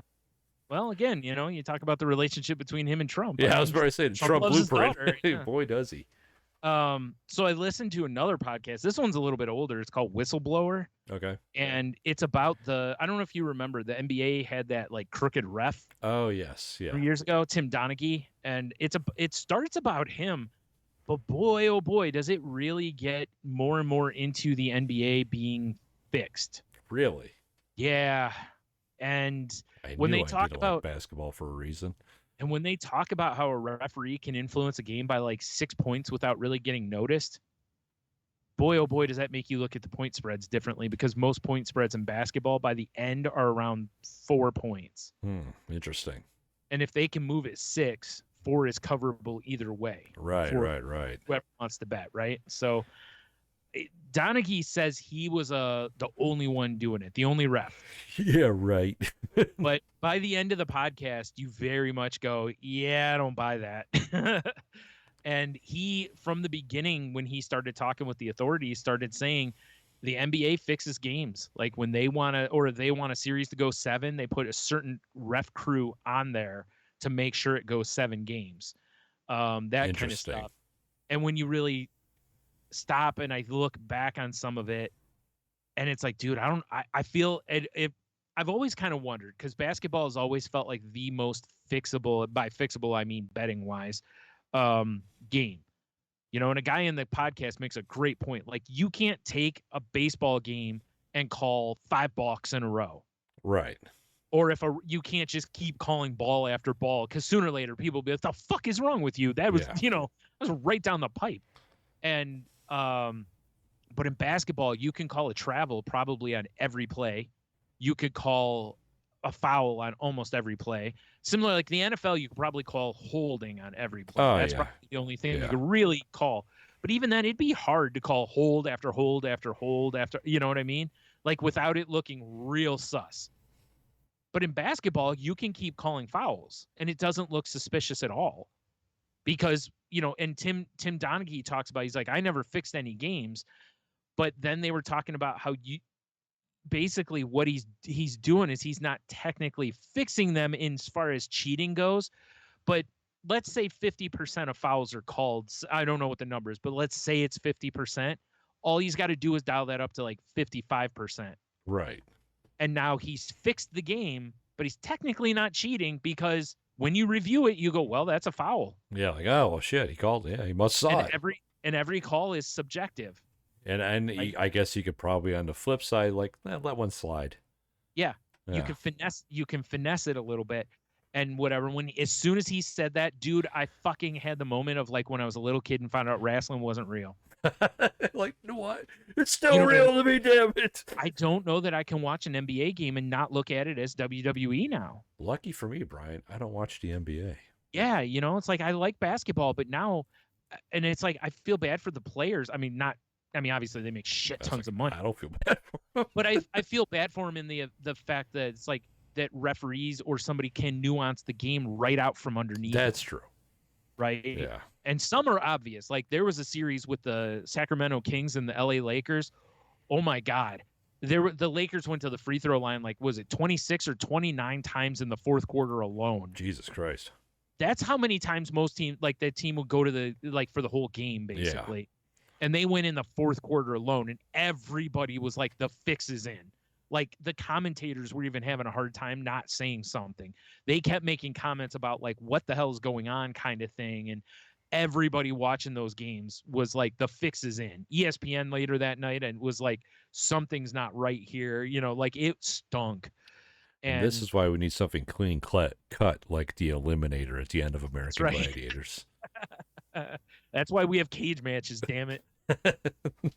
So, yeah, I you know, it's a podcast that if you're a sports person, especially a basketball person, I feel like you should listen to, because I mean, unless you don't want the sport ruined for you, then maybe steer clear.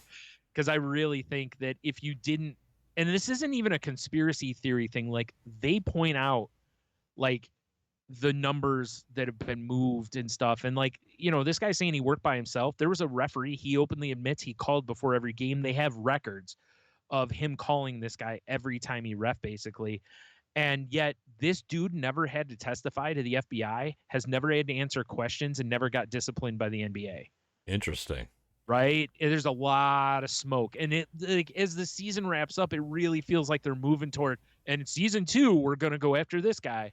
But I don't think it's going to have a season 2. It's like the NBA's like, call the cooler. They Yeah. bring him in. Yeah, basically. Like, holy shit. It's interesting. I mean, it's yeah. I heard about it a while ago because I guess Adam, oh fuck, what's the guy's name? He's a director and he's written movies that like Will Ferrell's been. Adam McKay, I think's his name. Sure. I think so. He was like a big basketball nut and kind of heard about this, that this reporter wanted to make this podcast, and kind of helped it happen. And the guy who did the podcast even was like, we had to wait a while to be able to do this because the commissioner at the time, David Stern, was known for being ruthless. Like he would do anything to ruin you if he thought you were trying to affect his bottom line. Basically. Oh, jeez. So once he was out of the picture, then the guy was like, now I feel safer doing this reporting. So. Wow, that's wild. Yeah. So, yeah, that was interesting. So, yeah, that's what I've been listening to a lot lately is those two podcasts. Whistleblowers, not that many episodes. It's like 8 or 10 episodes, and then I just started Behind the Bastards a couple nights ago, and I'll probably wrap that up in a couple nights here and whatever. But I was looking at my podcast and I'm like, I need to listen to some of these that only have like a few episodes so that I can just delete them out and move on, so I'm doing that instead of, just tackling the ones I have a million episodes of. Yeah, I'm still listening to April episode. I know it's like, you're like, ah, pathetic. Yeah. But yeah, I hate being so far behind on podcasts. Yeah. Well, I'm not that, but I'm only really behind on a couple. Like I'm really far behind on Factually, and I wouldn't have to be, right? But I really enjoy listening to that podcast, even though it angers me up. Right. Because a lot of the shit that he talks about, it's like, we can fix this shit. Why aren't we fixing this shit? That makes too much sense, Brian. Yeah, but legitimately. Yeah. Well, it doesn't make enough sense, actually. Oh. Yeah. I see what you're doing. Yeah. Find a way to monetize, housing poor people and veterans, and all of a sudden you'll see homelessness go away. Well, I have a simple solution. If you watch The Matrix, we'll turn all the homeless people into batteries. It's perfect. Brilliant. Yeah. Brilliant. Be like, my new, well, I already said earlier I would never buy a Tesla, but my new Tesla's got that 5 homeless person battery in the back. Oh, man. Like, do they have to, sick. Do you have to take them around with you to keep it charged, or? Well, yeah, but they, they're like they're in like little happy homeless world in their head. Oh yeah, that's right. They're just a battery. That's right. I forgot. Okay. Would that be weird? Yep. You pop open your trunk and there's 5 pods full of people and goo. Yeah, I feel like that would solve some of the hunger issues too, right? Yeah, they're just because you would just create a goo for them to eat. Well, remember when they die, they just feed the dead people to the batteries. Yeah. It's a cycle. Right. Yeah, so yeah, the machines had it really good. Yeah, they figured it out. You're right. We for sure need to shift this way in society. Exactly. I mean, we can all live our happiest lives in the Matrix. In the Matrix. Speaking of the machine, I got one more thing. Speaking of the machines, we're going to talk about Bert Kreischer. No. Oh, I do enjoy the man, but I gotta say, since he's like gotten very popular and rich, he annoys the shit out of me. Yeah, that's fair. Yeah, I do kind of want to watch his movie though. I kind of want to watch his movie too. Yeah. But regardless, let me tell you, Brian. You know how we're like, oh, we got smartphones. You really don't have to do math anymore. No. Right. Yeah. Mm-hmm. So you don't even have to type in the math anymore. No. You can just fucking talk to the thing. Exactly. It'll do the math for you.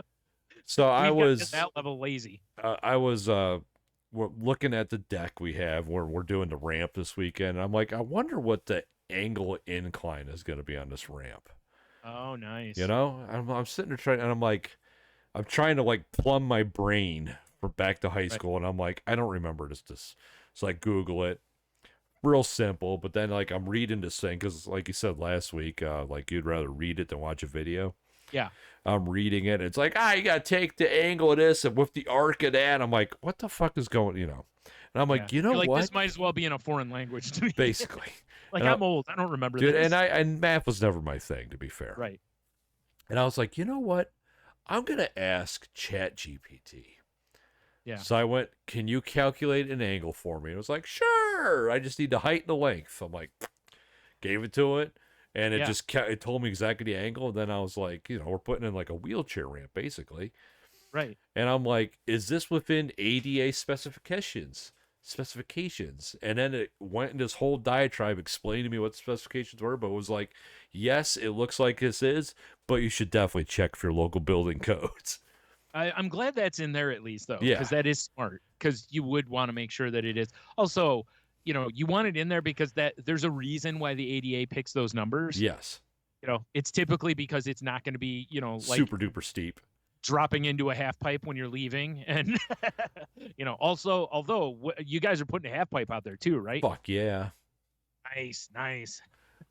But now I kind of want to like just find an old school story problem and just copy paste in the ChatGPT, just see what it does. Oh, I'm sure it'll solve it. I'm sure. It's just like, this shit's weird. Do you know why? It's fucking weird, man. If nothing else, there's a very good chance that the answer to that exact problem has been published somewhere. For sure. Yeah. So it'd just comb for that problem probably easier than we could. Yeah, it's just. I thought this was going to lead to you saying, I got an app on my phone. Because like there's a ruler app on the iPhones that I use off and on when I'm trying to, like, if I'm gonna box something for eBay. Yeah. If I don't have my tape measure handy, I'll just grab that real quick, because you tap on one point, the beginning point and the end point, and then it tells you the distance. I mean, that's cool. And yeah, and it's mostly accurate. Like, I've had some where it's off a little bit, but it's pretty accurate. So I thought maybe that's what you did, was you just go here to here, and it tell you. I mean, I know the length because we measured it out before, but I could, and I did the height because tape measure. Right. But it's just like the actual equation I couldn't recall. Oh fuck no. And then I'm like, you know what? Let me check, because there's a ChatGPT app now. Yeah. And I'm like, let me just plug it in there. I'm sure it's going to give me the answer. I'm just curious. And it gave me more than I could have expected. And it just goes, like, I know when people are writing essays now, like there's stuff teachers can run the papers through, they'll go, this is AI. Yeah. But for like math shit. Yeah. I mean, it's like how? Because I guarantee, even if I said, hey, do this math problem, it gives me an answer, and I'd be like, show me the work. Show me the work. And then you just write it. I mean, yeah, I'm with you. It's crazy to me, man. And as long as that work matches what's in the textbook, you're going to pass. Yes. Because that's typically how math works in schools. Yeah. It isn't about, because like, I don't know if you remember, I told you when I took algebra, my dad showed me how to do it, but my dad skipped steps because he could do stuff like lightning quick in his head. Right. So he would skip some of the steps, and when I would turn it in, I'd get marked down. And then once we found out why, it was like, oh, okay. And then he goes, well, and then he would show me the extra steps. But he could literally, he didn't have to do A, B, C. He could go A, C, E, because his brain would just do that extra step. Right. And he taught me to do the same thing. Yeah. So even now when I'm doing math, I skip steps, or the way I do math is, a certain way. Like a lot of the math that I do, it's actually that you just basically, you round up, do the math, and then subtract whatever amounts you need to do to get your final answer. And it sounds like a lot of work, but I'm trained to do it. So in my head, I don't actually go A plus B plus C, like I just go boom, boom, boom, and it's done. And that's how he taught me. But when I'm showing my work and they're like, yeah, this isn't, like, none of this makes sense. And I'm like, but the work that's there is right and the answers are right. How can you tell me it's wrong? Yeah. Well, you didn't show all your work. It's like, you didn't do it the way we taught you to do it. Yeah. It's like, well, I showed you the work. I just skipped a couple of the steps. But if my end answer is right, that means I did the work. But you can't argue that because like I said, I don't mean, I in no way mean to shit on teachers, but it's very much like you just said. It's like, well, that's not what the book says. Well, I'll McMahon on teachers, and they're not open-minded. Yeah. But, it was fine. So what that taught me, I'm actually glad that happened, because that was a real eye-opening moment for me, which was I learned right then the way you succeed in any sort of test taking or check environment is you find out exactly what they're looking for and deliver that. Yes. You don't have to deliver anything else. Sounds like every job interview I've ever been on. Right? You look for what they want, deliver that, and you'll succeed. Yes. That's what it comes down to. Exactly. And don't get me wrong, that has bit me in the ass various times. There's been times where it's worked to my detriment, I'm sure, but it very much helped in school. Because as soon as you go, oh, this is how the teacher wants you to do this, boom, here you go. Yeah. You just chameleon into what they want from you, hand in the work, get your good grade, and move on. Yep. And that's something, as much as it kills me, I have told a bunch of kids as they're entering high school. Because it's like, here, this is some of the best advice you will ever get, and it will help you succeed. Lie, cheat, steal. Basically. I mean, you're not. I know. But it's, you don't, it's like, don't do more than you have to do. Yeah. And you'll still get an A. I'm not talking, oh, this will get you C grades. This shit'll get you A's, So you just work smart, not hard. That's what it comes 100%. Down to. If the book says this, figure out what the book wants and give the book its answers. That's my every day at work. When I walk in, I go, oh, these night shift people do just shit the stupidest way I've ever seen, when they could have streamlined. He's a young kid, but still. Yeah. Yeah. Yep. It's like there's old man wisdom trumps young turdness. Yeah. That's why I said that clicked in my head when I was in 9th grade. And after that, I was like, yeah, I can just do, and it's not even doing bare minimum, but it is, you know what I mean? Yeah. But the stuff that you're carving off of there didn't affect your grade. Right. That's the key, right? Is I'm doing the bare minimum to still get really good grades, not C's and D's or something, It's like, and I'm doing the same amount of work. I feel like you almost feel like you're half-assing it, but you're not, because you get good grades out of it. Yeah, exactly. And you're like, okay, I beat the system here. It shouldn't be that way. It really shouldn't, but it is. Now, I will say this. Here's where it doesn't work, is if you get a really good teacher. Oh, yeah. Because a really good teacher will basically go, like, did you just copy this off the internet? Yeah, one that's young and fresh-faced. Yeah. Hasn't been beaten down by life yet. Yeah. They're like, okay, I recognize what you're doing here. B. Yeah. Game recognizes game, motherfucker. Yeah. So that's about the only time it really caught up to me. Every once in a while you have a teacher that sees through the bullshit of it and they'll call you on it. But otherwise it works. So especially math. Math's the easiest one like that, because it really is. You look for what they're looking for, and they're not looking for a different way of arriving at the same answer. I mean, I'll just have ChatGPT give me 3 different versions. Turn them all in. Like, which way would you like, A, B? Yeah. They're like, okay. They're just like, your AI gets an A+. You get an F. Like, fuck. Son of a bitch. Damn it. Oh, man. All right, well, we should probably move on to oh, God. QoftheW such. The old Q to dubs. Yep. So last week, we asked you guys, how were you first exposed to porn? Me, I was watching a boxing match. It was crazy. Yeah. Me too. Janet Jackson. Oh, God. That's the weirdest nipple jewelry ever. Our pal, this is on Instagram, by the way. Okay. Our pal, Philip, former enthusiast guest, says older brother of a childhood friend when we were like 13 or 14. That's pretty standard. Nice. Yeah. And then, so your Steve Zero says story time. All right. Bought a 1.44 megabyte floppy at my junior high. Had like 10 JPEGs on it. Later purchased a VHS of Midnight Angel, which had 3 scenes on it from the same kid. Don't remember what I spent. Maybe $10 for the floppy and 20 for the VHS. Worth every penny. Wow. He had a porn dealer at his school. Wow. Seriously, dude. That dude was probably made money hand over fist. I'm just thinking about the fact that like the floppy disk, like how long it still would have taken to look at those images. Yeah, right. Exactly.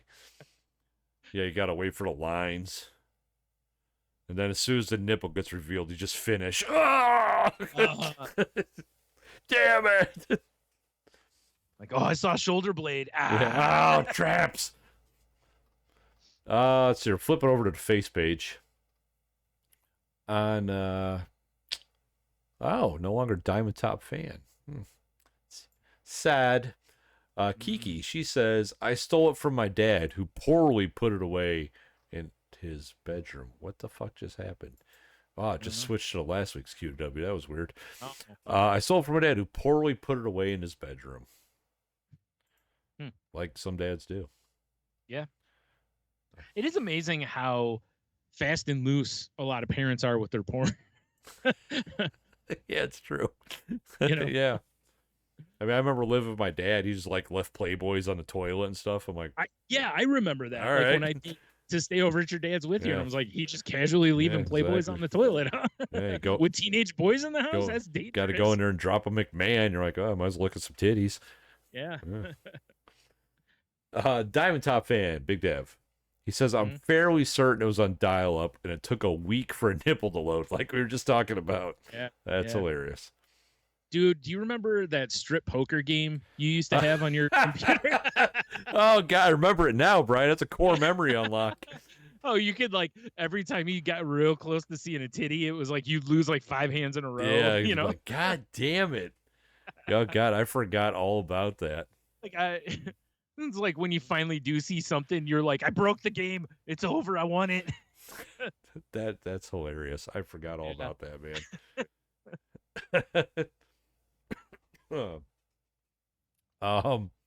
Stephanie Bernard. She's cool as hell. Says, my dad had Playboys in his closet, LOL. He thought he was so smart. Not really porn, but kinda. I mean, it is. I accept Playboys as porn. It's for sure intro porn, yes. You know, if nothing else. I mean, you know, because a lot of boys start with like Maxim or Sports Illustrated Swimsuit Edition, or like we talked last week about like Fredericks at Hollywood or those kind of catalogs or whatever, you know. So it's kind of porn. I mean, Playboy was like way better than like Fredericks of Hollywood catalog. Oh, for sure, because there's actual titties in it. Exactly. Yeah. And plus you got to learn about their interests. Oh, yes. And the articles. And see pictures of them as a small child. Yeah, it was always weird. Which is still one of the weirdest things to me. Like, here, please check out my yammers in Busch. Exactly. But on the other side, see me when I'm an innocent 4-year-old. Yeah, so weird. What the fuck? What the fuck? Jeff from Hobie says, a stash of magazines hidden in the woods. Wow. Damn, that's old school, man. Because, like, I've known a lot of people that have that story. I never found porn anywhere, but I also didn't spend a ton of time in the woods. Right. Like, you and I used to ride bikes through the one set of woods that was kind of back off of our house, but we weren't really like, hey, let's see if there's porn. We were just riding our bikes. I mean, I think if there was like a porn stash 6 feet off the trail, like our spidey sense would have tingled. Yeah, for sure. But otherwise, it was like, I don't have that story. And then Julie says, accidentally found my brother's stash.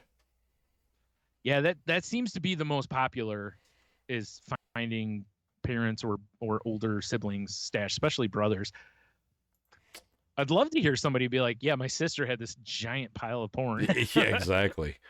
Haven't so much heard this that big one. Black tentacle. Yeah. Like, what? Like, oh, is that a mag light? No. Well, yeah, that's all I got over here, man. All right. Well, I got one on Twitter from our pal Gord Poutine, who says Father Paul used to put on these puppet shows with way too much kissing and songs about the rectory. Oh no. I sure as hell hope is not true. And let's see, Cheeto. Cheeto says he was first exposed to it, but he said his uncle had a stash of smut mags.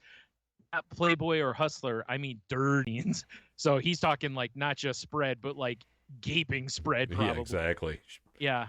And I probably just named Gaping Spread. That was probably the magazine. Yes. It says that my cousin found his stash when we were way too young to really even know what the fuck was going on in the magazine. So hashtag what the hell's happening to my wiener? He also answered the previous week's one, which was the lifetime supply of the last thing that you bought. His would have been all day IPAs. So, because he found them for $10 for a 15 pack, which is a fucking steal on those. Yeah, see, that would have been a way better choice than these Busch Lights, because I would have had drank this one and been like, this is tasty. Yeah. Not go, what am I doing with my life? Yep. All right. So 1 through 10. How about 5? Wave.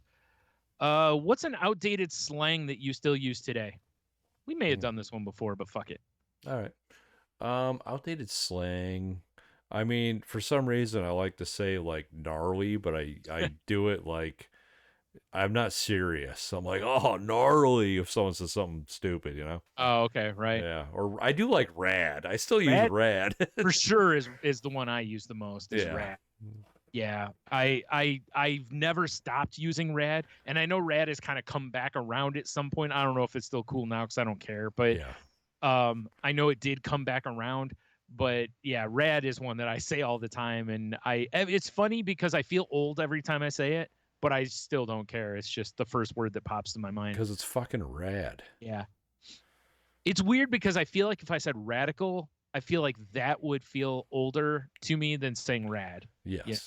Like, even if I say it like, the Ninja Turtles said it, Unless you're talking about them damn terrorists, Brian. Yeah, well, that's a different kind of radical, yeah. Man, those guys are rad. Yeah. Yeah. Probably don't say it that way. Probably. Just probably. Probably, right. I was trying to think if there's anything else, but rad is the one that for sure sticks out the most, because I don't, most of the other things that have been popular, I kind of either like you just said, like I use them ironically. That's the word I'm looking for. Or I just don't use them because I probably didn't use them, like words like fleek or yeet. I've pretty much only used in sarcastic connotations. Yeah, yes. I don't so much use those. A lot of it's because I'm too old, and a lot of times I'm like, am I using this right? I mean, I like to use the newer slang just to annoy my kids. Oh, sure, that's the move. Like, oh man, what do you think of dinner tonight? That shit was fire. Yeah. They're like, oh god. Yeah. Like, hey, I'm finna make some tacos for dinner. That one actually irritates the shit out of me. So, like, I don't understand how gonna became finna, and I yeah. Is it a typing thing? I don't know. Because F is next to G and I is next to O. If you were going to type gonna, you could have typed finna instead. But I just suggest we just start beating children. Okay. Okay. Good call. Good call. Thank you. That's always the answer. Yes. Let the beatings begin. Did they ever stop? No. All right. So there you go. What's an outdated slang that you still use today? Show us what you got. Yeah. Yeah. All right. So there you go. That's the end of the show proper. Stick around for the insult of the week. And in the meantime, head on over to saltylanguage.com. You can find all the links to our socials and all the random whatnot. And check out the link, or please go check out tangiboundnetwork.com, which is the home of the network we're part of, Tangibound. And if you're looking for a network for your show, come join us. And if you happen to talk to Mark, tell him Tony's got a 30 rack of Busch Laxes for him. Yeah, I'm finna to share them with him. Stop it. Whatever.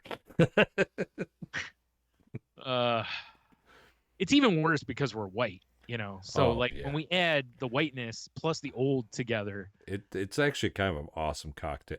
It just destroys any level of cool that could have been used right there. You're probably right. Yeah.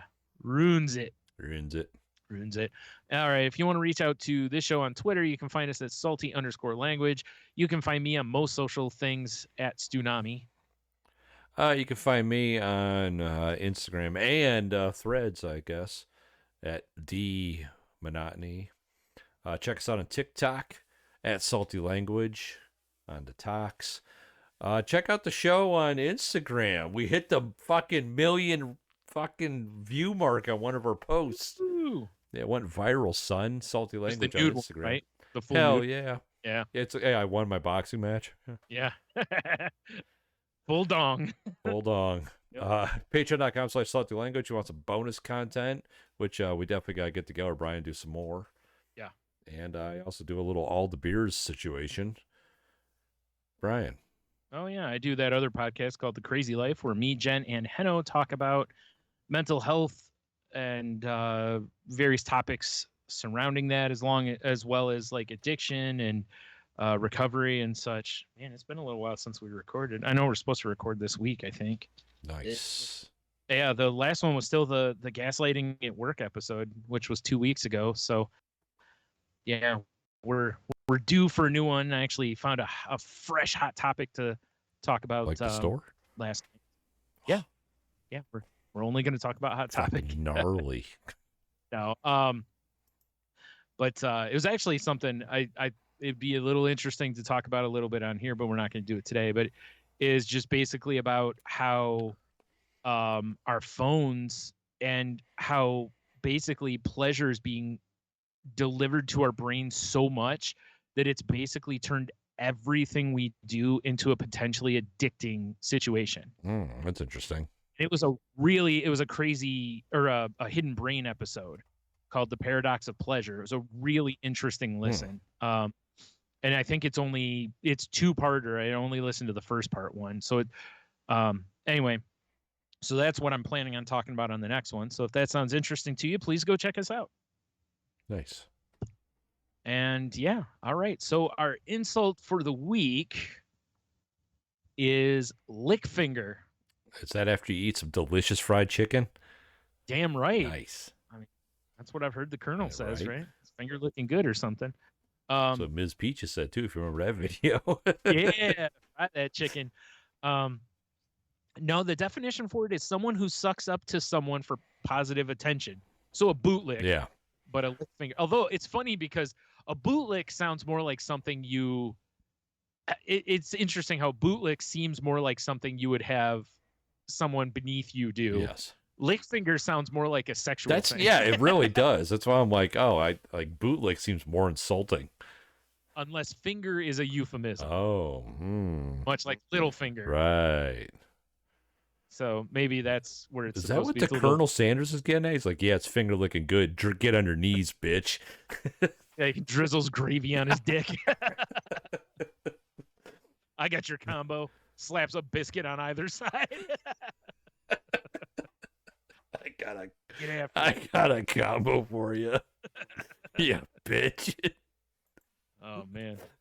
His bolo tie's tickling the back of your head. Oh, no, he just takes his bolo. Or not bolo tie, just that his tie bolo tie's his cock ring. Yes, he also has one around his Yeah, exactly.